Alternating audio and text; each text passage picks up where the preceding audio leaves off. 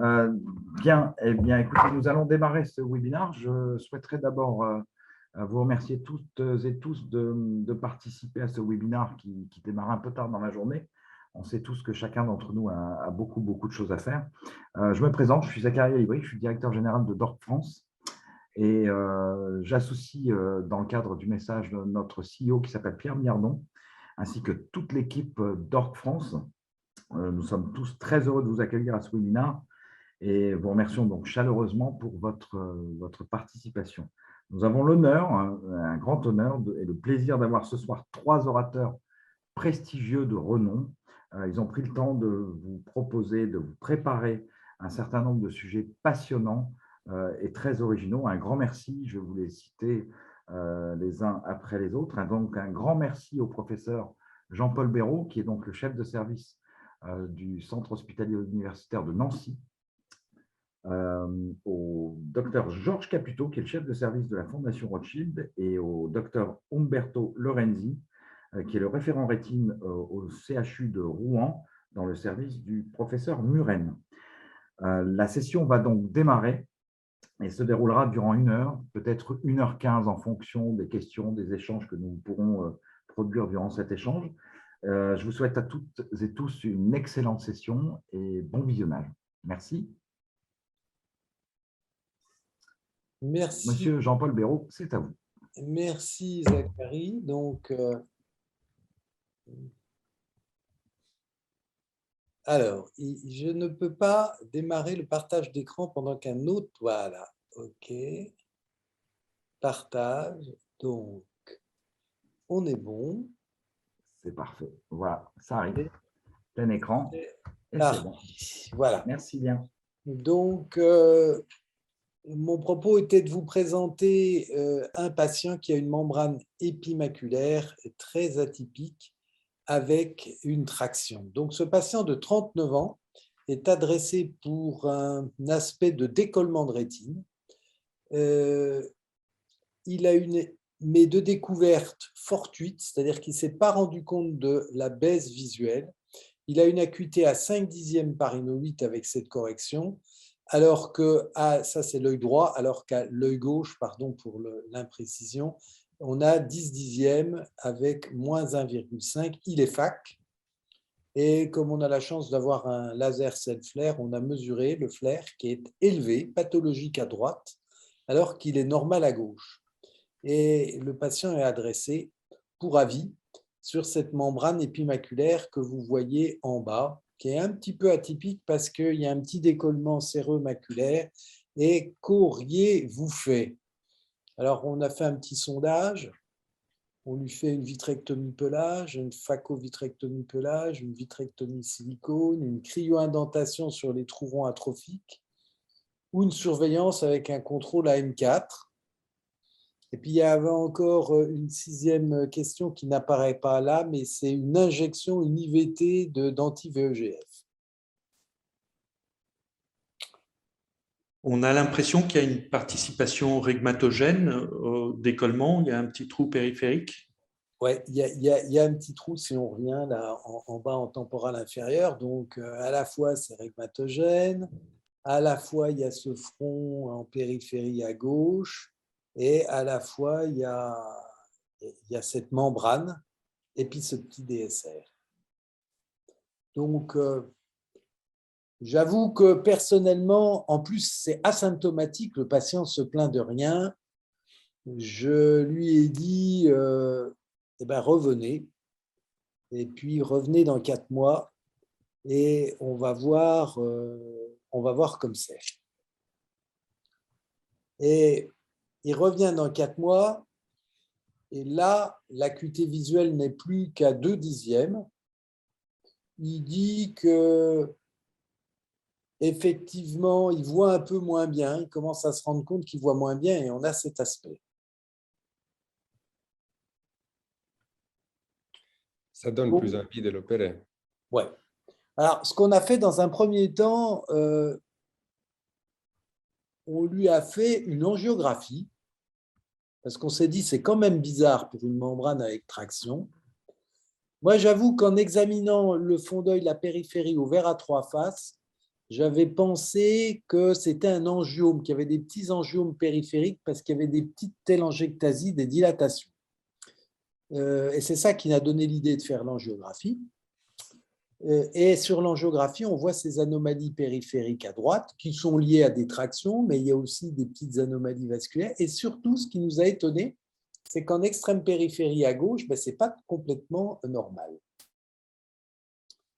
Alors, c'est vrai que l'aspect est assez évocateur de vitréorétinopathie exsudative. Je pense que la participation régmatogène explique les remaniements sous-rétiniens et les effets fenêtres. Et on a souvent une atteinte très asymétrique dans la VREF qui n'est pas expliquée, on ne sait pas pourquoi. En fait, ils ont souvent un côté beaucoup plus atteint que l'autre, voire qu'un côté atteint, ça arrive aussi. Mais c'est vrai que la présentation est assez atypique. Et donc, ce qu'on a essayé, c'est de faire une injection d'anti-VEGF dans l'œil droit qui n'a pas vraiment amélioré la situation parce qu'on a dû le revoir un petit peu plus tard. C'était encore un peu plus grave. Et donc là, on s'est décidé à l'opérer. Et du reste, le patient était d'accord pour être opéré. Alors, voilà. Attendez. Ah oui, alors, on a un souci. C'est que la vidéo ne passe pas alors qu'elle passait tout à l'heure. Je pense que c'est parce qu'on est en plein écran et que de temps en temps, j'ai déjà remarqué. Alors, je vais sortir du plein écran.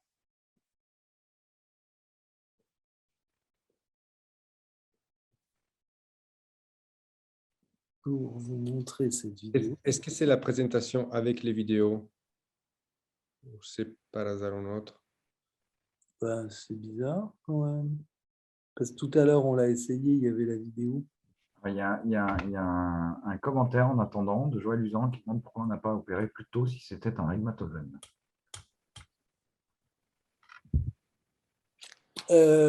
Pourquoi on n'a pas opéré plus tôt si c'était un régmatogène?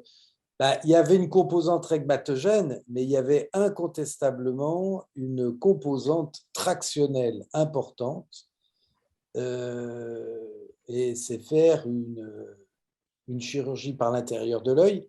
Et chez un patient qui était, encore une fois, jeune, on n'avait pas de diagnostic de certitude. Et je me méfiais d'une évolution défavorable. Mais effectivement, on aurait pu opérer un peu plus tôt, je suis d'accord.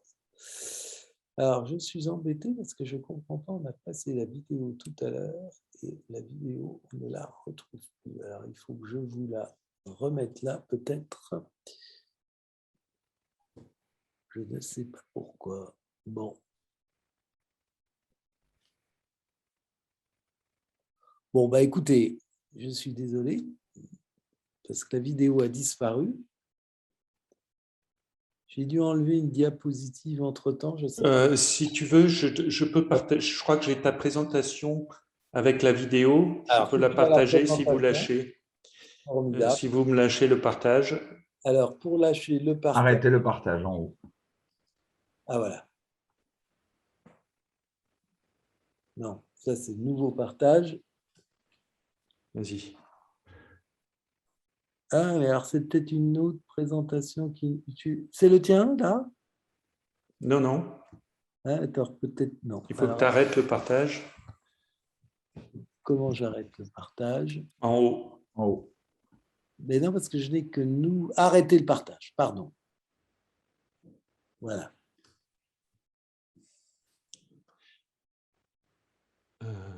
Hop.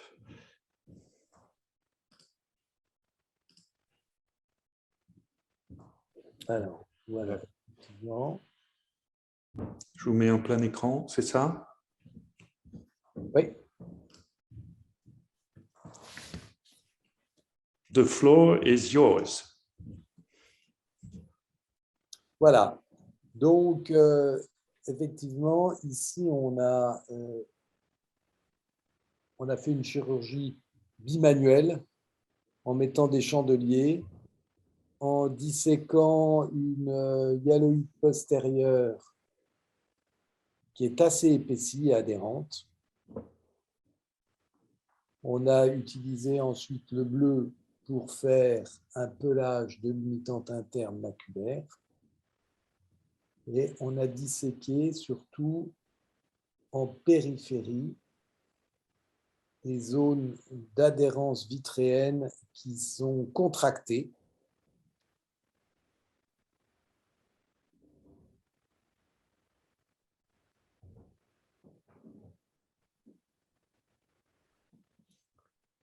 Vous utilisez une lentille contact comme visualisation. Pour le pôle postérieur, c'est une lentille contact. Pour la périphérie, on a fait au verre panoramique. Bon, là, je pense qu'on est… Là, on est au panoramique, en fait. Panoramique. Ouais, là, on est au panoramique. Mini-quad. On est au panoramique. On a mis un peu de décaline pour maintenir la rétine et pour essayer de peler le plus possible cette membrane limitante interne rétractée.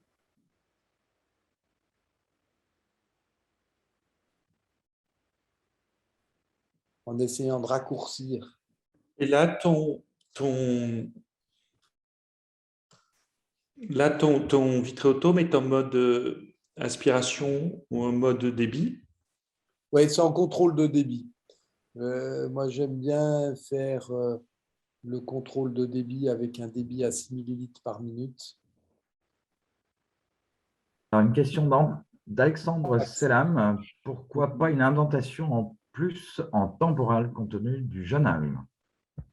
Alors, je pense qu'une indentation aurait été une bonne option, mais qui complique quand même considérablement la chirurgie endoculaire. Et je dois dire qu'à l'heure actuelle, j'en fais très peu.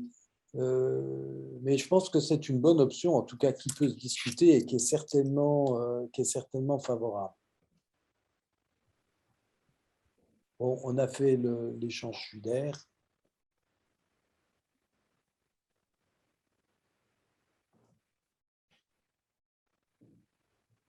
Et puis, on a fait du laser en périphérie.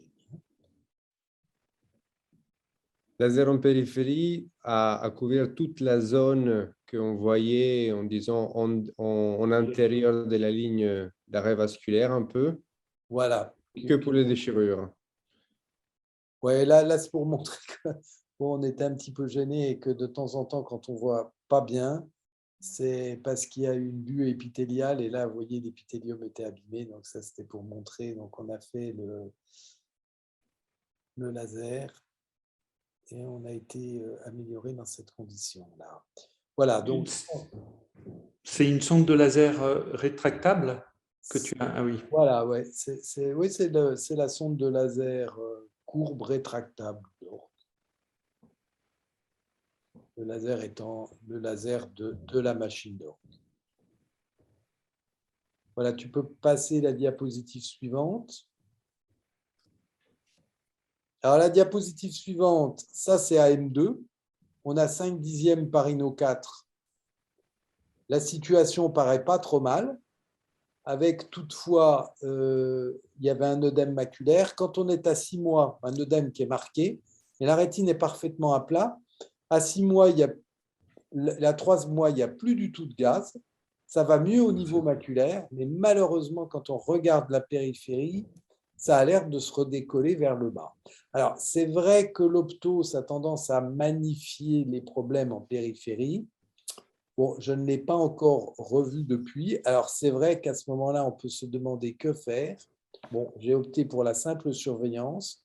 Est-ce qu'on fait une injection d'anti-VEGF, sachant que ça n'avait pas très bien marché la première fois? Et si ça vient à se redécoller, ça, je n'ai pas encore la réponse, que faire? Probablement. Il y a probablement une participation rhumatogène quand même, et c'est vrai que là, une indentation peut permettre de sortir de ce mauvais pas, parce que l'évolution sera forcément défavorable. L'évolution spontanée sera forcément défavorable au fil des mois. Donc, il faut… mon avis, mettre une petite indentation. Et M. Béraud, le rationnel de l'anti-VEGF dans cette situation, ça serait visé à quoi? C'est une pathologie vasculaire. Donc, ça permet de diminuer l'exsudation vasculaire et de diminuer éventuellement la traction. Bon, je ne sais pas si ça a une efficacité absolument prouvée, mais certains ont tenté dans ce genre de pathologie de faire des anti-VEGF. Voilà. Je pense que c'est une forme qui est effectivement pas très exsudative. Elle est plus, tu vois, tractionnelle qu'exsudative. Et je pense que le traitement des tractions et des éventuels trous secondaires aux tractions vont venir à bout de la situation. C'est vrai qu'on a beaucoup plus de mal à contrôler les formes de VREF qui sont exsudatives, qui ont souvent des très grosses anastomoses vasculaires périphériques, qu'on a beau traiter à de nombreuses reprises, continuent à évoluer et souvent se terminent par un glaucome néovasculaire ou des masses presque fibreuses, angiomateuses, exsudatives, qui sont vraiment très compliquées à gérer. Cette forme-là n'a pas l'air trop agressive en termes vasculaires, puisqu'elle se révèle assez tardivement aussi à cet âge-là. Donc ça, c'est un facteur de bon pronostic. Moi, je serais assez tenté de mettre une indentation et de faire éventuellement un petit geste endoculaire si nécessaire. Je ne sais pas. On a l'impression de voir en nasal inférieur une traction pré-rétinienne. Je ne sais pas si vous êtes d'accord. C'est là, effectivement, qu'il y a le problème. Le problème rhegmatogène était en temporal au début et ils ont disparu. Et à l'heure actuelle, il persiste ces problèmes en nasal inférieur. Effectivement, le problème se majore en nasal inférieur. Et quand on dit indentation, on dit indentation de coup localisée en nasal inférieur ou plutôt tous les secteurs inférieurs ou carrément un cerclage? Qu'est-ce que vous préconisez? Alors, c'est vrai que c'est un petit peu difficile juste sur une photo de dire, mais ça peut être un rail plus bande, c'est-à-dire une indentation un petit peu large en bas pour couvrir la zone décollée, et puis dans la partie supérieure, mettre une petite, complétée par la bande qui donne un petit soutien au niveau de la base du vitré pour ne pas avoir à y retourner en cas de récidive. Comme je dis souvent à mes internes, on regrette jamais ou pratiquement jamais d'avoir mis un cerclage, en fait, mais ça nous arrive de regretter de ne pas en avoir mis. Mais moi, je ferais plutôt rail plus bande avec rail en bas. Il n'est pas glaucomateux, il n'a pas de problème de tension oculaire. Il n'a pas d'autre problème. Voilà, c'est la seule limitation, à mon avis, à aller mettre une indentation, c'est d'éventuellement gréver un éventuel traitement chirurgical d'un glaucome qui se révélerait secondairement ou déjà présent. Et enfin, la dernière question. J'ai deux questions avant, si vous le permettez, puisqu'elles arrivent au fur et à mesure. Une question de Loïc Pinsard qui demande pourquoi une cryo-indentation en premier lieu n'aurait-elle pas suffi? Et une autre question de Amin Benadji. Je pense qu'il faut rajouter une indentation circulaire pour relâcher la base. Voilà, ce sont les deux points qui viennent d'être évoqués. Bon, alors, sur l'indentation circulaire pour relâcher la base, je pense que c'est tout à fait logique, ça se comprend et c'est une option qu'on va probablement prendre. Pour la question de la cryo-indentation au début, il y avait un élément rhegmatogène temporal, mais le décollement, si on peut revenir sur la première, était très localisé. Par contre, il y avait une énorme traction maculaire qui ne serait jamais levée par une indentation. Donc, c'est un traitement insuffisant. Ça, il fallait impérativement un traitement endoculaire. Ouais, moi, j'aurais fait pareil. La discussion, c'était rajouter un cerclage ou pas au départ. Mais ça aurait très bien pu passer sans indentation vu la qualité du pelage et du geste chirurgical initial. Hein. Bien, je pense qu'on peut passer au cas suivant. Et donc, Ah, pardon. Excusez-moi, comme je fais. Oui, je le ferai à la fin, celui-là. Je laisse la parole à Umberto, et puis ensuite, ou à toi, je ne sais pas qui était en second. normalement, Umberto. Umberto. c'est moi. Parfait, je partage. Voilà. Alors, je vous présente le cas d'une fille de 21 ans qui est victime d'un accident du travail. Cette fille travaille dans une verrerie et j'ai pris une image de l'objet à lequel elle s'est blessée. C'est du verre incandescent, un cylindre de verre incandescent qui, pour une fausse manipulation d'un collègue, il a frappé en nasal sur son œil droit. L'acuité visuelle, c'était à perception lumineuse. Il a été opéré dans la nuit même avec une désinsertion du droit médial parce que la plaie était sous le droit, avec suture de la plaie et puis réinsertion. Cette patiente a été vue par moi la première fois 1 mois et demi après le traumatisme. Elle avait toujours une vision à perception lumineuse. Le fondé était inexplorable. On a l'image optose dans laquelle on voit une rétraction massive très hématique du vitré en nasal. Et une image échographique qui a été très, très dure à interpréter par moi à l'époque, parce que je pense que l'interprétation des échos dans les traumatismes est toujours très difficile. A posteriori, je comprends un peu mieux que ce que c'est, mais là, de l'image, je n'avais pas tout compris. Je n'étais pas sûr qu'en fait, il y avait un vrai décollement des rétines à l'époque.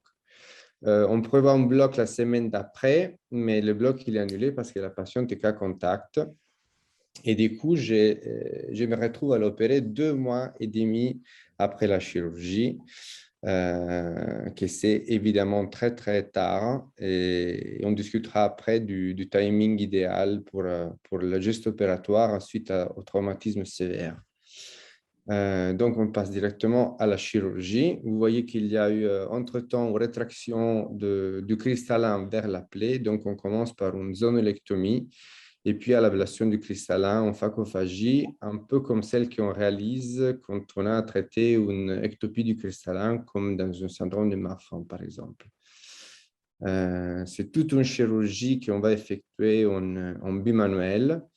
La particularité, c'est qu'en étant un patient qu'on a transformé en AFAC, en début de chirurgie, on va dérouler la plupart de la partie initiale sans utiliser le RESITE. Voilà, on a cette masse fibreuse hématique qui est adhérente à la rétine sous-jacente, rétine qui est décollée, mais j'avais beaucoup du mal à comprendre la conformation de ce décollement assez particulier. Donc, dissection bimanuelle avec pince et ciseaux, des ciseaux courbes à bout émoussé pour éviter des traumatismes iatrogènes sur la rétine sous-jacente. On alterne l'utilisation du vitréotome pour asporter au fur et à mesure les morceaux de fibrose. Et je voulais poser l'attention un instant sur cette ligne qu'on voit sur la rétine, que je me suis, voilà, cette ligne-là que je vous indique, que je me suis demandé tout le long de la chirurgie qu'est-ce que c'était, parce qu'on ne voit jamais quelque chose de similaire lors de la chirurgie ordinaire. Du coup, on continue la dissection du coup, de cette membrane qui, a posteriori, j'ai compris être la hyaloïde antérieure, toute rétractée vers la plaie. Entre-temps, je suis passé d'une infusion en chambre postérieure à une infusion en chambre antérieure parce que je voyais cette décollement très bulleux, très baliforme qui il s'est intériorisé de plus en plus. On voit cette dense membrane qui prend des adhérences avec les processus ciliaires. Je passe au recite et je me retrouve ce décollement baliforme que je ne comprends pas de quelle part je dois commencer à disséquer.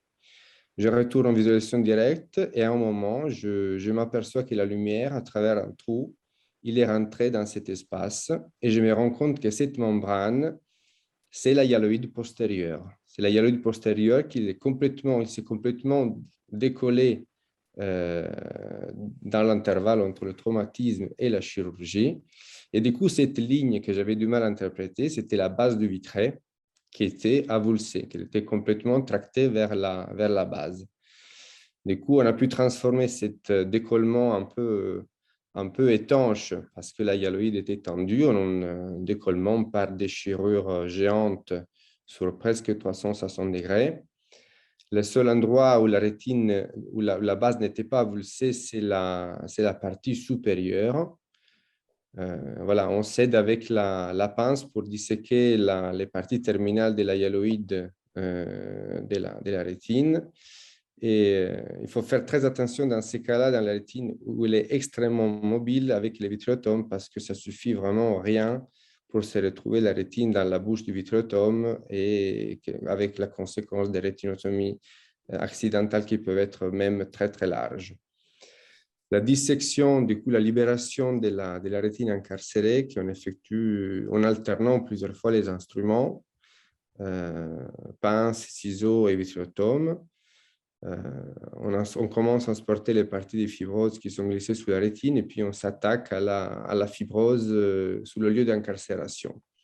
On essaie de faire un nettoyage le plus extensif possible, un peu les principes de la chororétinectomie de Kripp-Ancune, diathermie assez extensive sans s'exagérer pour éviter les saignements. Ici, je coupe la seule partie où la rétine était restée accrochée pour avoir une mobilité supérieure et pouvoir attaquer la PVR sous-rétinienne, qui est très important. Ce ne sont pas des cordages classiques, mais c'est des vraies membranes un peu en toile d'araignée, très, très étendues. On les a un peu partout. C'est ça qui donnait cet aspect un peu cartonné de la rétine. Et puis, voilà, en coloration avec le bleu, si on peut arrêter un instant. On avait une petite question à poser un peu à qui nous écoute sous l'indication appelée au pélage de la limitante interne dans les cas de traumatisme sévère. Alexei, if you can spread the pot. Voilà. Est-ce que vous pensez que le pélage de la limitante dans des cas comme celui-là, c'est à faire impérativement, c'est à jamais faire, ou c'est un peu à évaluer du cas par cas?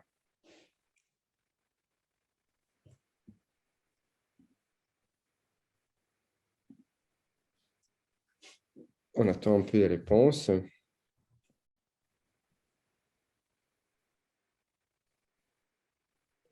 Mais là, vu le bleu, je pense que c'est un peu évident que j'avais décidé de l'appeler. Donc, ma réponse est claire. Il y avait un peu clair, il n'est pas évident sur le... Non, en fait là, je me suis dit que cette conformation particulière avec la hyaloïde complètement décalée, détachée et un décollement baliforme étanche n'avait pas permis la prolifération prérétinienne. Il n'y avait aucun signe de PVR prérétinienne à ce moment-là. Bon, les avis sont partagés. Hein. Les avis sont partagés. Alors, on avance ici.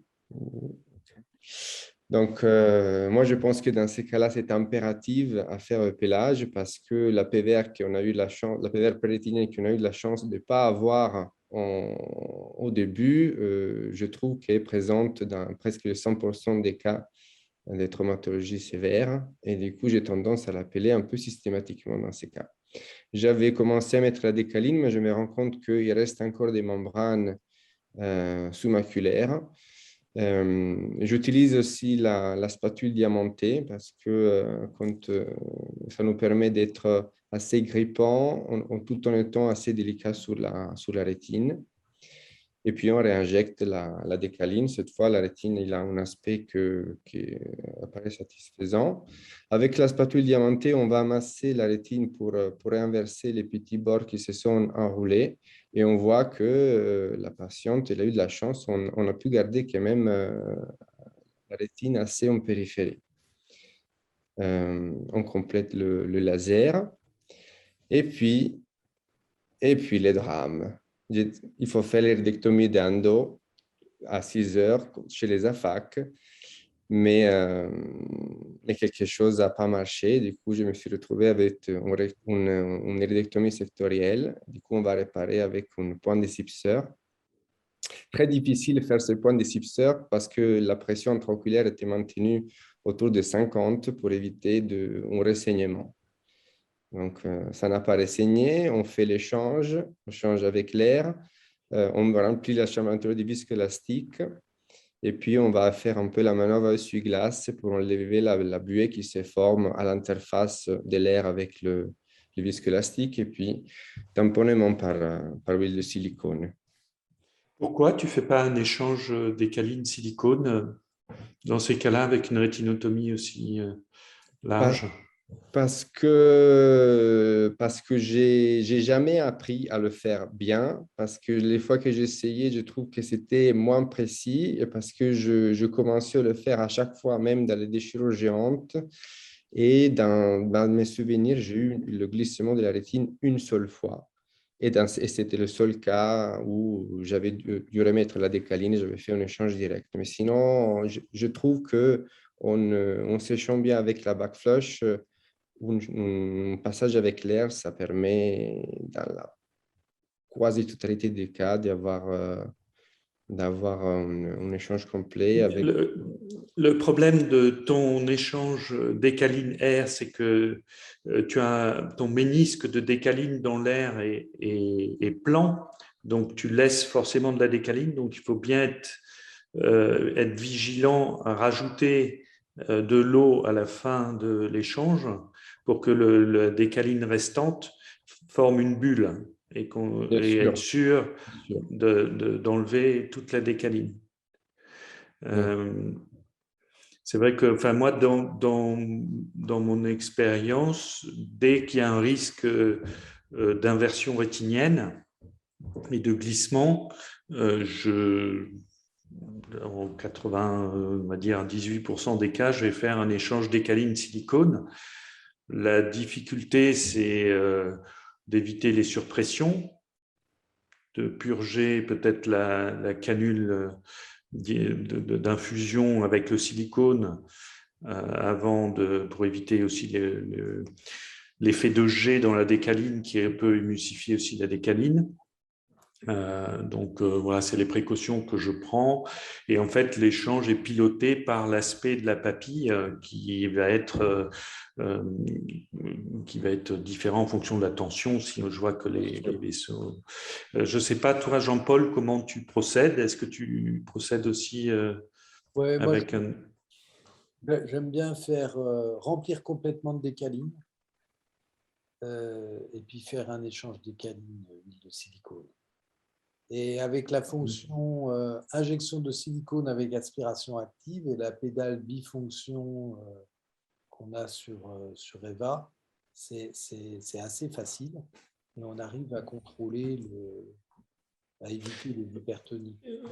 Oui, mais là, je ne suis pas tout à fait d'accord avec toi parce qu'il y a un problème avec leur logiciel, notamment quand tu es en mode injection et aspiration. Tu as un seul son qui correspond à l'injection et tu n'as aucune, tu as aucun moyen sonore d'évaluer la position d'injection et la position d'aspiration en même temps. Et ça, c'est un handicap. Tu vois, il faudrait avoir 2 sons différents qui Oui. permettraient du coup de se rendre compte où on en est. Quand on injecte ou quand on aspire. Voilà. Et En quand on général, injecte, ça injecte quand même un peu moins, même si tu injectes à fond, ça injecte un peu moins que ça n'aspire. Donc, on a plutôt des risques d'avoir une hypotonie qu'une hypertonie.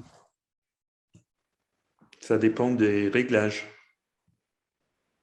Ça dépend des réglages. Si tu es en injection, en position d'injection à fond, en pression maximale d'injection autour de 4 bars, tu as vite fait d'avoir des pressions d'injection assez importantes. C'est justement pour toutes ces problématiques que finalement, j'ai commencé à faire toujours le passage avec l'air et je ne le regrette pas. Mais pour moi, chaque fois que j'ai essayé le passage avec l'air, il y a eu quand même beaucoup de reglissement de la rétine que je n'ai pas en faisant le décaline huile de silicone. Mais je Oui. passe beaucoup de temps, je le fais très doucement et je passe beaucoup de temps à d'aspirer à niveau de la limite de la rétinotomie. C'est-à-dire que j'y reste quand même pas mal du temps avant de faire descendre la bulle d'air. Donc, en tout cas, Oui, là, ça n'a pas glissé. je trouve que la spatule siliconée diamantée est très agressive et tu peux faire la même chose avec une back flush. Oui, avec la back flush, déjà, il faut contrôler, mais je trouve que par exemple, quand on a un hyaloïdoschisis diffuse, la spatule diamantée a quand même un peu plus de prise due à son côté un peu râpeux qui permet de… Après, ça peut être agressif, c'est-à-dire que si on va un peu loin, on fait une déchirure, ça c'est sûr. Mais on peut faire une déchirure aussi avec la back flush. On continue. Donc, ça, c'était l'aspect à Gien. Il comptait les doigts. À 2 mois, la patiente avait récupéré une acuité à 2/10, mais on peut observer déjà des altérations. On voit déjà pas très bien à l'image optos, mais bien à l'autofluorescence. On voit une hyperfluorescence un peu étoilée en parafovéal et on voit des petites hémorragies, des signes de rétraction. On voit l'OCT ici et on voit cet aspect sous-maculaire avec un petit dessert à côté qui devient encore plus important un mois après. Et c'est le développement d'une cordage en étoile en sous-maculaire et responsable d'une baisse de la vision qui est passée de 2/10 à 1/10. Et on voit ici les images d'une rétraction, surtout inférieure, assez conclamée, avec la présence de cordages sous-rétiniens et PVR prérétinienne. Donc, je réopère. À 3 mois de la première chirurgie, on y retourne. On va enlever cette synéchie iridocornéelle. Et puis, je m'arrête un instant et du coup, on passe à la deuxième question. Cette cordage sous-maculaire, est-ce que, so Alexei, can you est-ce qu'on l'enlève ou est-ce qu'on le laisse en place, ce cordage sous-maculaire? Et puis, question pour le panel, si on décide de l'enlever, comment on l'enlève? Il y avait un décollement de rétine inférieur Oui. parce que on peut se poser la question d'un néovaisseau plus que d'un cordage. Le fait que ça grossisse, tu vois, oui. il y a des altérations de l'EP sous-jacent, ça a l'air quand même assez profond. Je me suis posé la question, je me suis même posé la question de faire une injection d'anti-VEGF, mais puis cet aspect assez ramifié avec les deux un peu comme un neurone, les deux dendrites. Ouais, on voit quand même la plupart de l'auditorium, il est pour enlever cette cordage. Du coup, j'ai décidé de l'aborder avec une petite érythronotomie punctiforme, phétovitréotome, et après avec la pince sous-rétinienne de Thomas, Van Gogh, on va à enlever le cordage. Tout ça se fait avec des valeurs de pression assez élevées. On voit la pulsation de l'artère centrale parce que vu les rapports du cordage avec la rétine et l'épithélien pigmentaire, le risque de saignement est très important. Mais on voit quand même qu'on a l'impression qu'il y a un pédicule inférieur, Mhm. tu vois, adhérent, quand tu C'est... l'enlèves. Oui, j'ai remarqué après, comme on a déjà dit, je n'ai pas fait l'anapathe sur cette lésion, du coup, on ne saura jamais exactement. Donc, on voit qu'il y a une rétraction pour une reprolifération de la fibrose au niveau de la plaie, de l'ancienne plaie. Et du coup, je me réattaque à disséquer cette prolifération pour libérer la rétine et redonner de la mobilité. Et on voit ainsi qu'il y a deux gros cordages qui traversent toute la périphérie inférieure et qui me décollent la rétine montante. La grosse problématique de cette chirurgie, ça va être la gestion de l'hémorragie, parce qu'à chaque fois qu'on doit travailler en contact avec la choroïde, les risques hémorragiques sont importants. Ils vont être majorés d'autant plus parce que, vu que j'avais sorti la pince de Thomas pour le cordage sous-maculaire, on l'a utilisé aussi pour aller chercher les cordages en périphérie. Les problèmes de l'agression de la plaie verso-rétinienne par une rétinotomie qui n'est pas une rétinotomie extensive de 180 degrés, c'est la visibilité et le risque de saignement. Vous voyez là qu'il y a un saignement actif dû aussi à la non-parfaite étanchéité, vu que j'avais élargi pour passer avec la spatule en gauche. Donc, dans ces cas-là, il faut attendre que le saignement cesse, donc attendre 1 minute. Et puis, avec toujours en bimanuel, on garde la rétine dans une main pour éviter de l'attraper avec le vitréotome. Et puis, on va chercher les gros caillots sous la rétine. On continue, on injecte la décaline. Et je décide que le dernier morceau de PVR sous rétinienne, c'était mieux de l'agresser directement avec une petite rétinotomie on regarde, rétinotomie pontiforme on regarde, et voilà, enfin on l'a eu. Dernier nettoyage du site, et on se rend compte pendant les lasers qu'il y a de la décaline qui l'a glissé sous la rétine, et du coup, on va la sortir en décalant légèrement la rétine et en inspirant directement avec le vitréotome. On complète le laser sous 360 degrés, et puis, à nouveau, comme précédemment, échange avec l'air, et puis silicone. Voilà, on contrôle à la fin l'aspect, il est satisfaisant.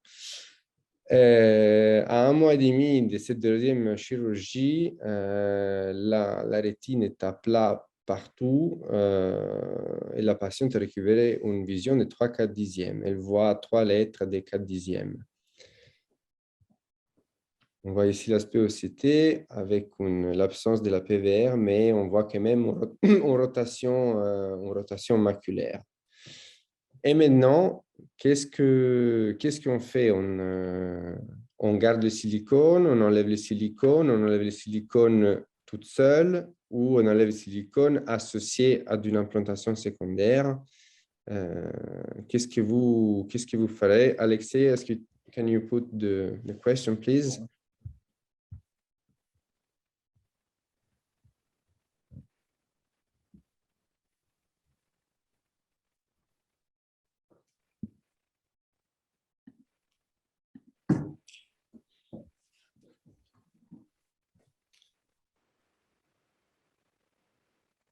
Can we have the...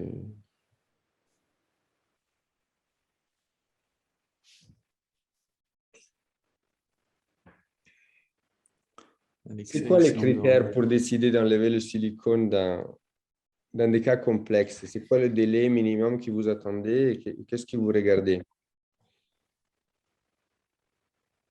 Voilà. Il y a une question d'Amine Benadji qui demande si vous avez mis du silicone HD. Non, c'est du silicone 1000. Là, on a l'impression quand même qu'en nasal, la fibrose est très proche de la rétinotomie. Et il y a un petit risque que ça se ressoulève si on revient, tu vois. Oui, oui. Et justement, j'allais te poser comme question, au vu de l'évolution de la fibrose périphérique, est-ce que tu regrettes de ne pas avoir fait une choroïdectomie plus importante autour du point d'impact, en sachant qu'on est quand même sur les méridiens horizontaux et que voilà quoi, c'est assez agressif sur les paquets ciliaires, mais Je ne regrette pas trop ça parce que j'ai eu, dans un autre cas différent, mais qu'il avait en commun l'incarcération, une choroïdectomie plus agressive. Et finalement, ça a donné la même rétraction à 2 mois de distance. Donc, toujours difficile, mais je n'ai pas trop de réponse à ça. Je ne suis pas sûr qu'en étant plus radical, on réduise vraiment le risque de fibrose. Jean-Paul? Non, mais c'est sûr que d'abord, félicitations parce que le résultat Ouais, c'est un est très beau cas. absolument étonnant vu, vu Merci. au départ. Bon, ça reste que bon, c'est pas encore gagné. Donc, il y a quand même toujours un risque important de rétraction secondaire. Et pour moi, je suis dans ceux qui laisseraient l'huile de silicone au moins 6 mois, voire plutôt 1 an, pour s'assurer que ça bouge le moins possible. Et effectivement, comme dit Georges, il y a des signes de rétraction sur les bords de la fibrose et c'est pas sûr que ce soit stable. Est-ce que vous aurez coupé plus de rétine pour avoir plus de marge de sécurité? A posteriori, c'est facile de dire oui. Mais enfin, c'est vrai que c'était une très belle chirurgie. Hein. Donc, Parce qu'on est toujours un peu... on fait de tout pour la garder et puis à la fin, on se dit, bah, j'aurais mieux fait de la couper, c'est un peu dommage. Mais en vérité, oui, vous aurez coupé plus large en bas. peut-être un peu plus large, avoir un petit peu plus de marge de sécurité, mais encore une fois, c'est facile à dire après, quoi. Quand on est pendant la chirurgie, Non, mais tu as énormément, très bien fait. Hein. tu as énormément de chances de ne pas avoir terminé avec un œdème maculaire parce que souvent c'est ce qui se passe. Le résultat n'est pas trop mal au début. Et puis après, on a un œdème maculaire majeur qui fait que les gens voient presque rien. Ok. Parfait. Si tu peux lâcher ton... Oui, donc... Alors, il y a une question en attendant de Maxime Smets. Pourquoi du silicone 1000 dans ce cas, vu le risque de devoir le laisser sur une période assez prolongée? Parce que je n'étais pas parti sur l'idée de le laisser pour une période si prolongée. Donc, En haut, il faut que tu arrêtes le partage d'écran. en En haut. haut, non, stop en share. haut. OK. Je crois qu'il n'y a pas de grande différence en fait entre le silicone 1000 et le 5000. Je pense que c'est celui-là dont vous faites allusion. Sur la tolérance à long terme, mais bon, ça n'a jamais été clairement prouvé. Ça paraissait logique au départ, mais je crois qu'on fait à peu près tout avec la silicone.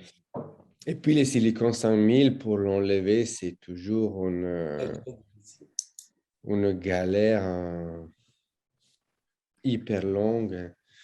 Je ne sais pas, je ne l'utilise presque jamais, dire la vérité. Oui, dans mon expérience aussi, j'ai tendance à pas beaucoup l'utiliser. C'est trop galère à enlever. On a l'impression qu'il n'y a pas de différence majeure entre les silicones. Après, c'est extrêmement rare, sauf quand vraiment j'ai l'impression que je vais le laisser tout le temps. Mais on a l'impression qu'il y a des patients qui vont émulsifier leur silicone, d'autres moins. Et Ce n'est pas forcément lié au silicone.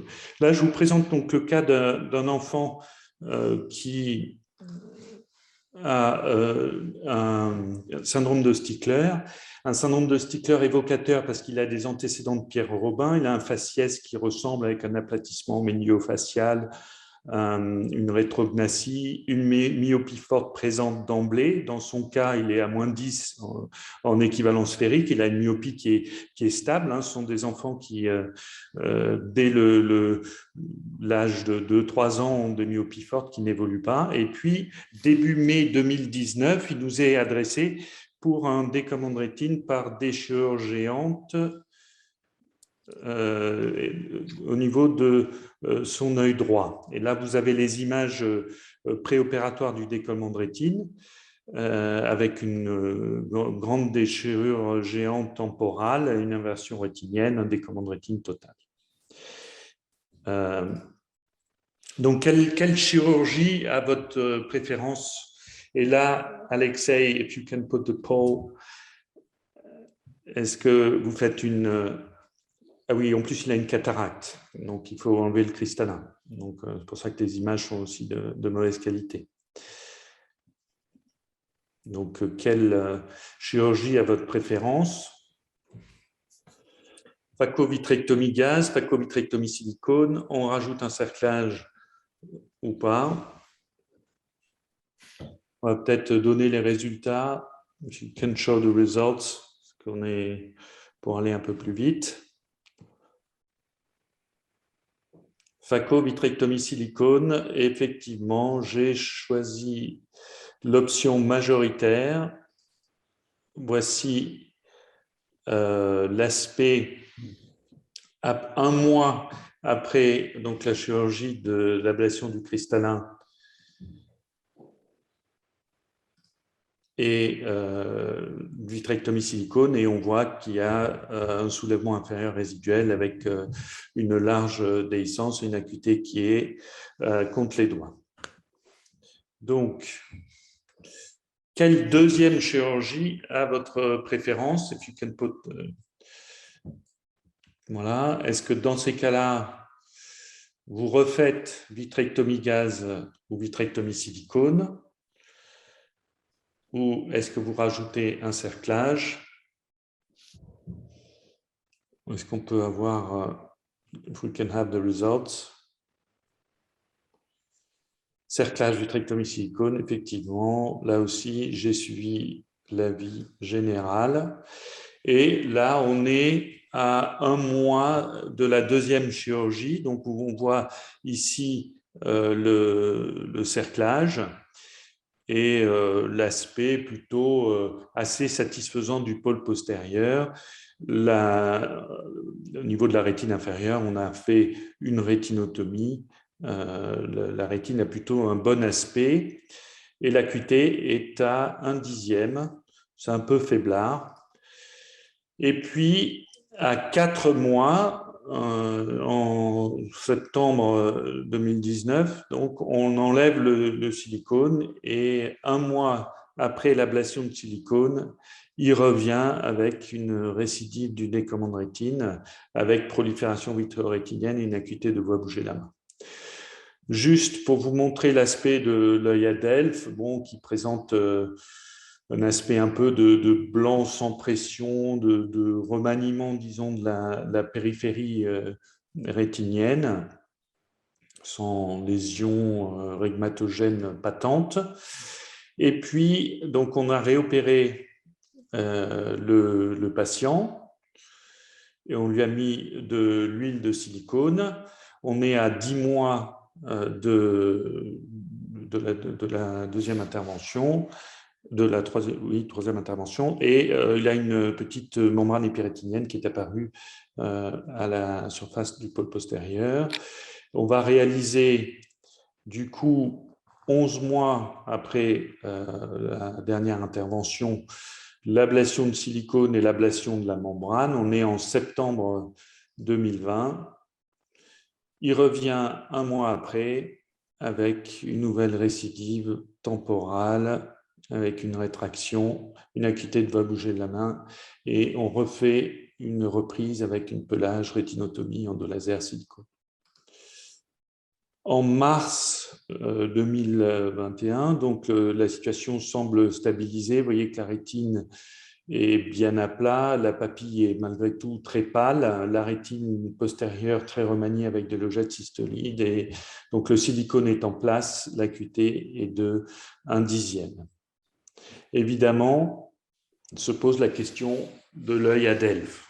Alors, on a tous lu le papier de 2014 qui montre l'intérêt éventuel donc, de faire une cryoapplication circulaire antérieure dans ces cas de Stickler. On ne semble pas très nombreux à aimer faire des cryoapplications, surtout en prévention, et donc il faut quand même faire quelque chose, parce que le taux de bilatérisation est quand même de l'ordre de 80%. En moyenne, le taux de la bilatérisation survient, disons, 4 ans après le premier décommande de rétine. Mais bon, il faut faire quelque chose au niveau de l'œil à Delphes. Et on fait un laser circulaire antérieur assez large, on va dire 4 à 5 rangées au niveau de l'aura, donc pour limiter le risque de décollement de rétine par déchirure géante, la déchirure géante étant souvent très antérieure. On ne va pas traiter les remaniements qui sont assez postérieurs et qui nécessiteraient de faire un laser très postérieur et qui ne paraissent pas évolutifs au moment de l'épisode. Et puis, patatras, il revient 4 mois plus tard avec un décollement de rétine de l'œil à Delphes, une déchirure que vous voyez ici, mais qui n'explique pas tout à fait quand même la topographie du décollement. Et là, est-ce qu'on peut avoir le sondage? Avant le sondage, j'ai une question de Monsieur Arsalan. Pourquoi ne pas avoir opté pour un pelage d'emblée lors de la première chirurgie? Un pelage d'emblée. La limitante lors de la première chirurgie. Lors de la première chirurgie, il y a eu un pelage assez extensif. Après, c'est vrai qu'en l'absence disons, de PVR patente au pôle postérieur, je ne fais pas forcément un pelage qui peut être assez iatrogène sur une rétine décollée, avec dans ces cas-là où le vitré n'est pas décollé. Enfin, bon, vous allez voir, dans la vidéo, ce n'est pas forcément évident à faire du premier coup. Et je ne pense pas que la prolifération postérieure qui a été pelée lors de l'ablation de silicone soit un élément pronostic majeur. Donc, can we have the poll, please? Donc, quelle chirurgie a votre préférence? Dans ce cas-là, donc je vous rappelle, donc est-ce qu'on lui fait une vitrectomie d'emblée, un cerclage vitrectomie, quel type de tamponnement, ou bien un cerclage tout seul?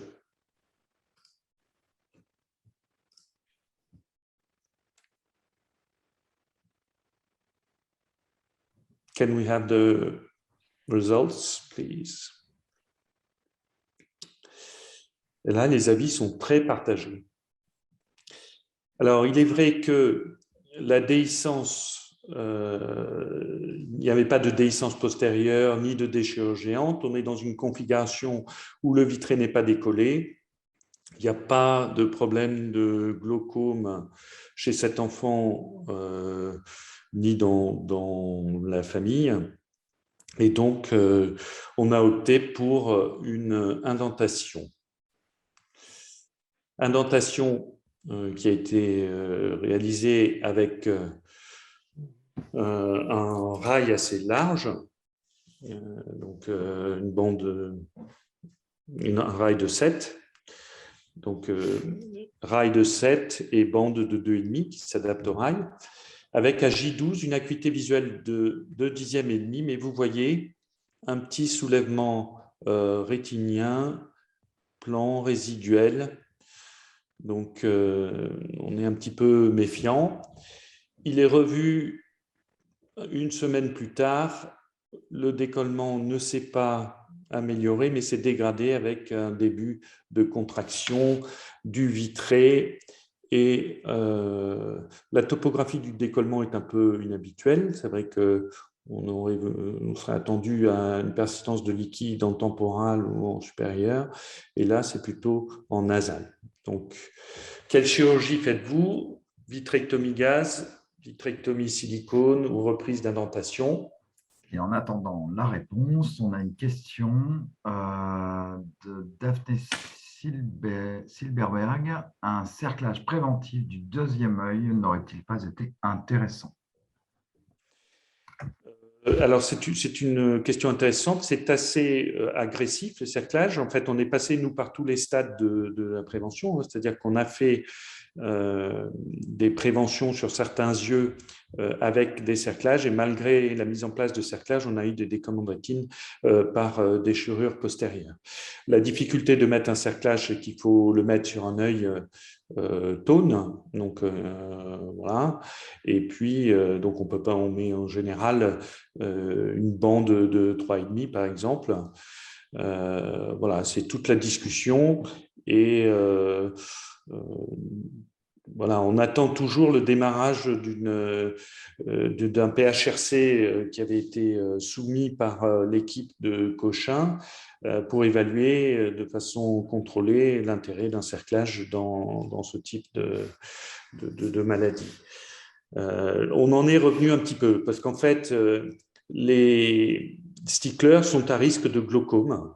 Et j'ai eu aussi des cas bon, après, on a un biais de recrutement parce qu'on a des patients plutôt jeunes. Je vous montre ici la difficulté qu'on peut avoir quand on a mis déjà les trocars à insérer le trocar pour le chandelier, notamment avec les trocars d'or qu'on attend avec impatience les nouveaux. Et donc, il faut faire une préincision avec un couteau 15 avant pour arriver à mettre le trocar. C'était vraiment pour vous montrer les difficultés qu'on peut avoir. Alors, les problèmes de la vitrectomie chez l'enfant, c'est qu'en fait, le vitré n'est pas, et dans ces cas-là, n'est pas complètement décollé. Et c'est vrai que de plus en plus, je m'aide de colorants et de Kenacort pour mettre en évidence les lambeaux de hyaloïdes adhérents. Et ça donne en fait un peu plus de consistance à cette hyaloïde qui sinon est difficile à attraper. Et vous voyez, on arrive progressivement avec beaucoup de patience à décoller ce vitré qui est adhérent à la rétine.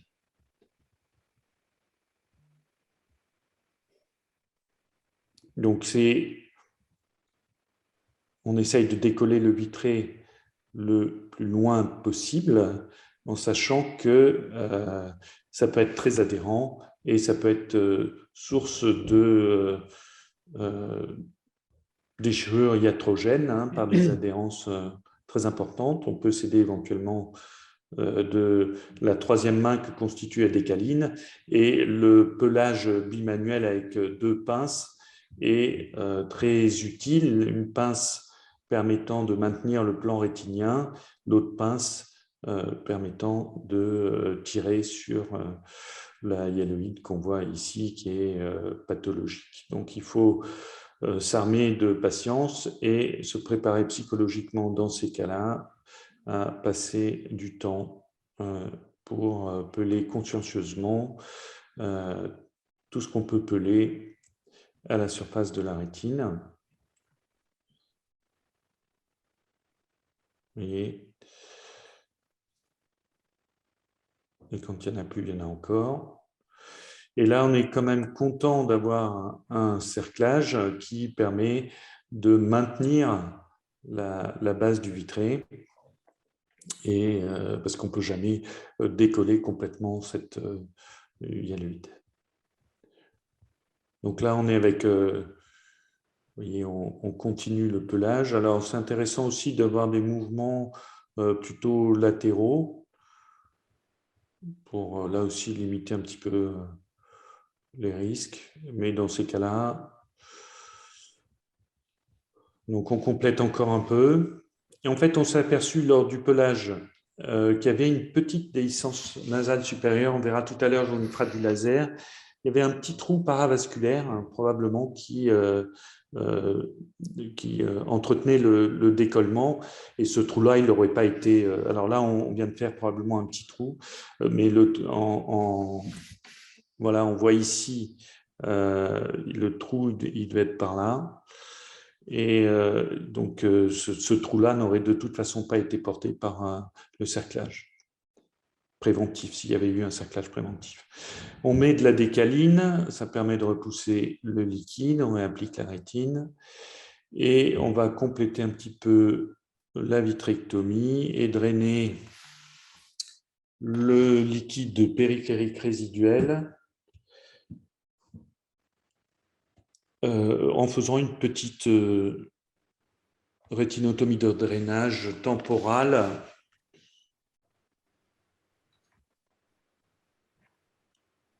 Voilà, qui permet, alors elle est sur l'indentation, donc on est plutôt tranquille. Alors dans ce cas-là, donc je ne suis pas dans une configuration où il y a un risque d'inversion ou quoi que ce soit. Donc vous voyez, on voit les cicatrices de laser du barrage préventif, donc qui est assez antérieur, hein, qui doit aller au niveau de l'aura. Donc là, on fait le laser au niveau du petit trou paravasculaire que je vous avais évoqué. Au niveau du petit trou, probablement qu'on a fait, qui n'est pas un trou de pleine épaisseur, mais bon. Et puis, on complète le laser périphérique avant de faire donc l'échange fluide-air, avec la décaline. Donc, vous allez voir, là, on inspire la décaline. Et à un moment donné, on ne voit plus de bulles. Et donc, on rajoute du BSS pour que la décaline restante, qui recouvre de façon plane la rétine, forme une bulle et qu'on puisse l'enlever en toute sécurité et être sûr qu'on n'a rien laissé. Donc, on complète encore le laser sous air et ensuite, on va remplir le silicone et bien suturer les sclérotomies pour éviter d'avoir du silicone sous-conjonctival qui est source de problèmes.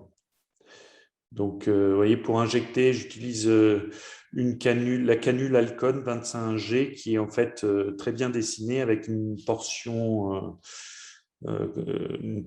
étroite très limitée.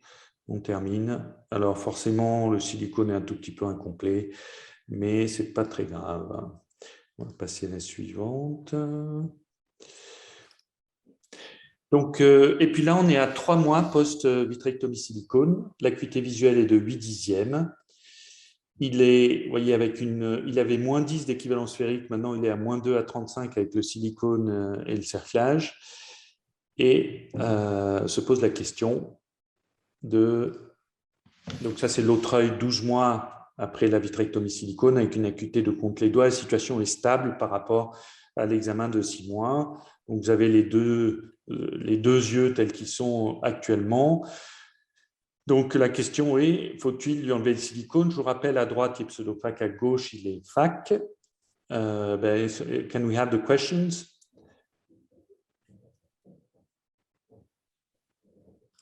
Donc voilà.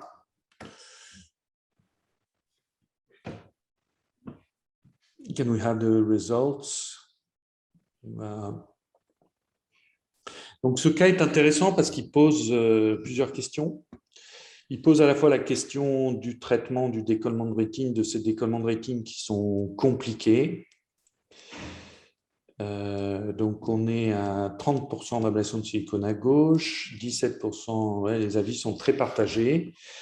Je vais vous donner l'explication, enfin mon opinion après. Donc il pose la question du traitement de ces décollements de rétine compliqués et de la prévention de l'œil à bèvre.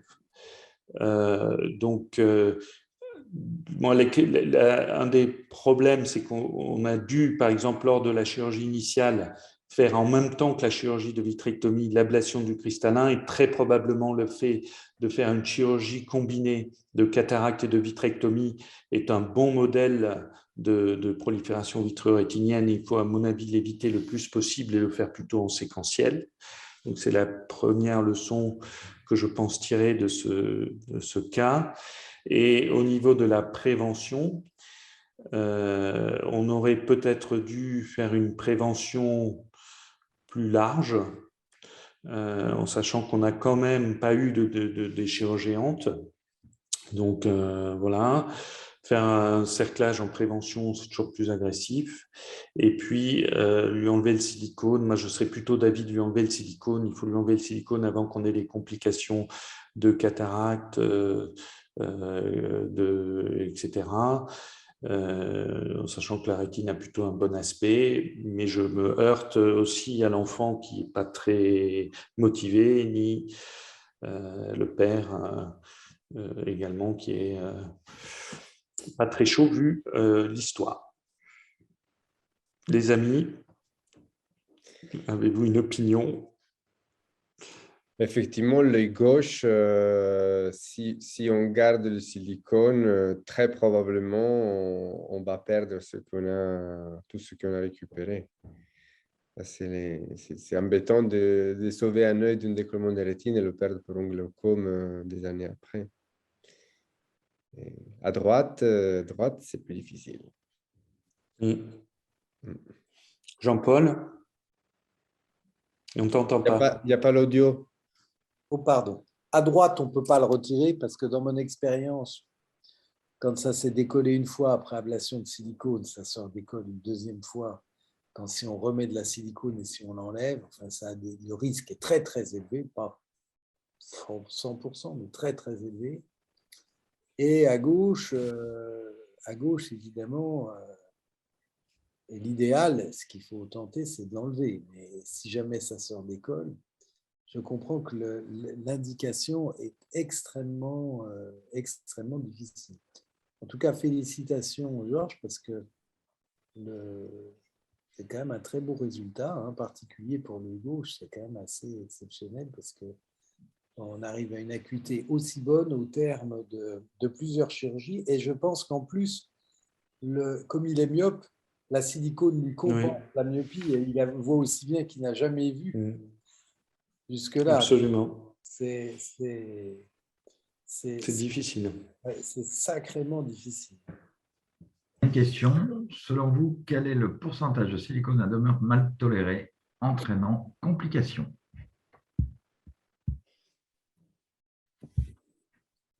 Moi, je dirais entre 30 et 50% qui sont mal tolérés et qui entraînent des complications. Moi, j'ai un biais de recrutement, je serais plutôt à 60-70. Mais c'est vrai que là, c'est vrai qu'au niveau de l'œil droit, la situation est vraiment très compliquée, quoi. On a déjà enlevé le silicone 2 fois. La tension à droite, elle est comment? Elle est normale, mais pas très haute. Elle est autour de 10. Ouais. Qui est plutôt pas mal pour laisser la silicone à demeure. Oui. Non, ce qu'on va avoir dans ces cas-là, en tout cas chez les enfants, c'est l'apparition d'une kératite en bandelette, une fibrose derrière l'implant qui va se reformer. Voilà, c'est ça les complications. C'est sûr que ça ne va pas être l'hypertonie, ça va plus être la décompensation du segment antérieur. Et tu penses que la fibrose derrière l'implant, c'est lié à l'hypotonie, du coup au corps ciliaire qui ne marche plus, ou c'est le silicone même qui donne ça? Oh, c'est les deux. Je pense que c'est les deux. Je profite pour poser une question à M. Béraud. J'avais entendu vous dire qu'un des paramètres que vous considérez pour l'ablation ou pas du silicone, c'était la présence d'édème maculaire. Est-ce que vous pouvez expliquer un peu mieux ça? C'est-à-dire que, alors je n'ai pas le pourcentage exact, mais je dirais à peu près 30 à 40% des patients qui ont de l'huile de silicone au long cours et qui ont subi des rétinectomies ou des chirurgies compliquées et multiples, pour une raison qui n'est pas clairement expliquée par qui que ce soit, peuvent terminer avec un œdème maculaire très important, des logettes de la nucléaire interne et de la nucléaire externe, avec un doublement de l'épaississement de la rétine. Et dans mon expérience, ça ne s'améliore jamais à l'ablation de silicone. Et les patients qui ont un tel œdème ont une acuité visuelle qui est de l'ordre de 1/20, voire moins. Et donc, la présence de cet édème, c'est indication à le garder, le silicone. Je le regarde parce que si on enlève le silicone, ils ne verront pas mieux, parce que l'œdème ne s'améliore pas, voire il s'aggrave. Ils ont un risque de récidive. Finalement, parce que les gens qui sont pseudophaques avec la silicone, ils sont gênés parce que la silicone entraîne un pouvoir réfractif, ils sont généralement hypermétropisés. C'est-à-dire qu'en plus des risques liés à l'huile, ils se retrouvent avec une hypermétropie de 4 ou 5 dioptries qui les empêche de bien voir. Donc, quand on enlève l'huile de silicone, généralement, ils gagnent de l'acuité. Mais s'ils ont un œdème maculaire, ils ne gagneront pas cette acuité. Donc finalement, on n'a pas beaucoup de bénéfices si cet œdème est présent et avec un épaississement très important. Donc c'est une raison supplémentaire, pas unique et suffisante, mais c'est une raison supplémentaire dans la balance bénéfice-risque qui me pousse à laisser l'huile à l'intérieur à demeure. Merci. Bon, écoutez, je pense qu'on a Bien. fait le tour des sujets. En tout cas, c'est un cas héroïque, je dirais. Oui, oui. Déprimant. Et qu'est-ce que c'est un peu choquant, c'est que c'est intitulé Histoire ordinaire de la syndrome de Stickler chez l'enfant. C'est-à-dire que malheureusement, oui, c'est une histoire qui est assez banale. En plus, cet enfant a développé un diabète un vrai diabète au cours de l'histoire du premier œil, qui complique encore plus la situation. Mais voilà, heureusement, disons, il est très bien entouré et il y a une bonne confiance qui est instaurée avec l'équipe, mais ouais, c'est des cas assez difficiles à gérer. J'ai juste une question sur ce. Je sais que tu fais beaucoup de cerclage. Est-ce que tu n'as jamais eu… Bon, c'est vrai que l'optose magnifie un peu l'effet du cerclage, oui. Mais est-ce que tu n'as jamais eu d'ischémie de segment antérieur ou d'écollement choroïdien sur des cerclages comme ça? Non. Après, là, c'est vrai que bon, c'est pas moi qui ai fait le cerclage, j'aurais peut-être pas mis un rail circulaire aussi large partout. Mais là, le cerclage est large, c'est-à-dire que c'est un rail de 7, mais sinon, avec une bande, non, j'ai jamais eu de soucis. Moi, vraiment, la seule réserve maintenant, avec les années d'expérience, c'est l'apparition de glaucome, et c'est ce qui me fait aussi ce qui fait pencher la balance pour ne pas faire de cerclage préventif sur ces patients-là, pas de cerclage chirurgical, à la fois parce qu'on a eu des échecs et en même temps parce que voilà, s'ils ont un glaucome, c'est souvent des glaucomes réfractaires, des glaucomes qui résistent au traitement médical et qui nécessitent une prise en charge chirurgicale, et on arrive à des impasses thérapeutiques, quoi. Donc, on perd les yeux par glaucome. Voilà, donc c'est vraiment ma seule réserve. Nous, on veut mettre sur pied une étude randomisée sur la prévention dans les familles à risque avec un barrage laser circulaire au niveau d'un œil. en sachant que dans les familles à risque, le risque de décollement de rétine est de l'ordre de 30 à 40%, donc c'est assez élevé. Et voilà, et quand on discute avec les collègues américains, ils sont plutôt aussi vers une prévention au laser. Mais c'est vrai qu'on a eu des cas d'enfants qui avaient une rétine qui paraissait parfaite, sans aucune lésion prédisposante, et qui ont fait un décollement de rétine par déchirure géante, par déchirure vraiment au niveau de l'aura. Donc, l'absence de lésion ne veut pas dire qu'il n'y a pas de risque de décollement de rétine. Dernière question d'Alexandre Selam. Pourquoi ne pas avoir fait un cerclage associé à la vitrectomie lors de la première chirurgie de l'œil droit? Pour les raisons que je vous ai évoquées. Et puis, c'est vrai qu'il fallait lui enlever le cristallin lors de la première chirurgie. Enlever le cristallin veut dire qu'a priori, on fera une vitrectomie plus complète. Et c'est a priori ce qu'on pense et qu'on pensait avoir fait. Et donc, voilà, ça rejoint les arguments de Jean-Paul, par exemple, qui dit qu'il ne fait presque plus d'indentation. C'est-à-dire que c'est le fait de pouvoir faire une vitrectomie très complète. Mais en fait, dans ces cas-là, la vitrectomie n'est jamais parfaite. Et c'est pour ça, d'ailleurs, que j'utilise du Kenacort et tous les colorants possibles pour essayer de... Et je fais un pelage extrêmement minutieux pour enlever vraiment tout ce qui peut rester à la surface de la rétine. Mais effectivement, je pense que ce qui aurait été bien, c'est de ne pas devoir enlever le cristallin lors de la première chirurgie. Probablement, ça, c'est un facteur important de prolifération vitréo-rétinienne. Donc ça, c'est la seule chose que tu aurais fait différemment? Oui, si le cristallin avait été suffisamment clair, j'aurais fait une chirurgie sans toucher au cristallin. Avec ou sans cerclage? Si je n'avais pas touché au cristallin, peut-être j'aurais mis une petite bande quand même. Une petite bande de 3,5, sachant que c'est vrai que chez un enfant, quand on rentre dans l'œil, voilà, la vitrectomie est plus compliquée, mais j'aurais peut-être mis effectivement une petite bande. Ouais, bien sûr. Toujours facile après. Oui, de refaire l'histoire. Oui. Eh bien, Bon, écoutez, sur ces dernières belles images, je voudrais tout d'abord vous remercier tous les trois pour l'excellent travail, les messages qui sont passés au travers de votre expérience, de vos expertises, de votre histoire et des échanges de haute voltige auxquels on a pu participer durant cette heure. Quelle heure il est? Ça fait quasi 1h30. On a un petit peu dépassé le temps qui était prévu, qui était planifié. J'espère en tous les cas que ça a plu à tous les participants.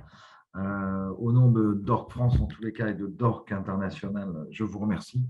Vraiment, ça a été très, très plaisant pour ma part. J'ai trouvé ça très passionnant.